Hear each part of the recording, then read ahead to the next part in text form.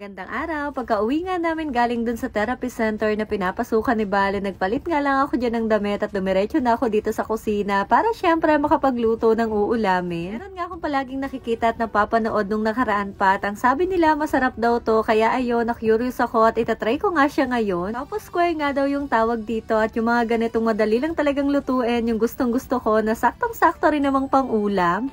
Tama mo na. Tama. Ingay! Paano ko ito?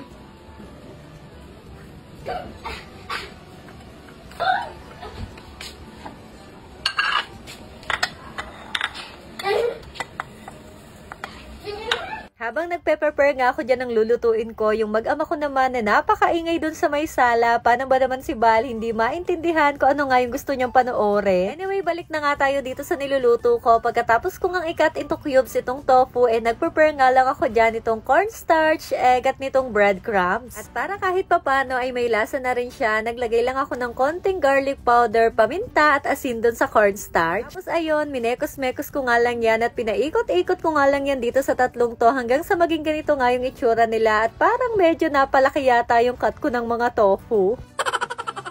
Pinry ko na nga rin pala yan after, yun nga lang, umatake na naman nga yung pagiging malilimutin ko at luto nga lang ako ng luto dyan at hindi ko nga napansin na hindi ko pala siya napindot.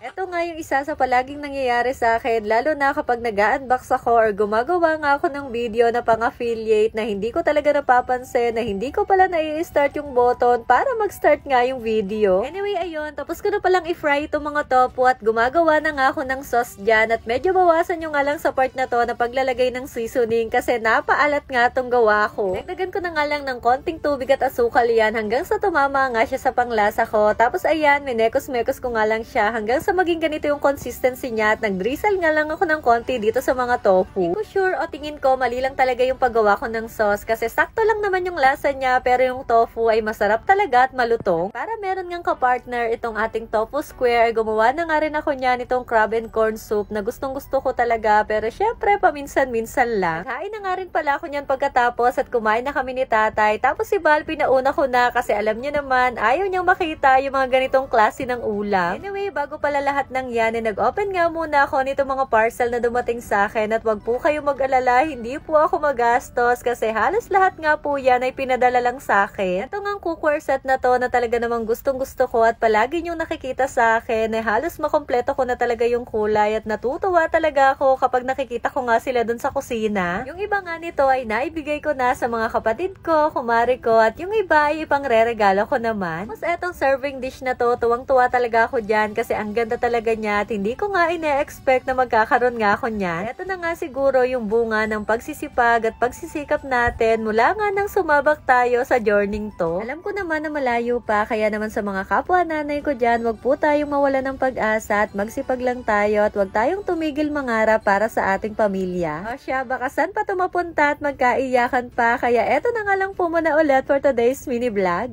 At ayun lang, salamat!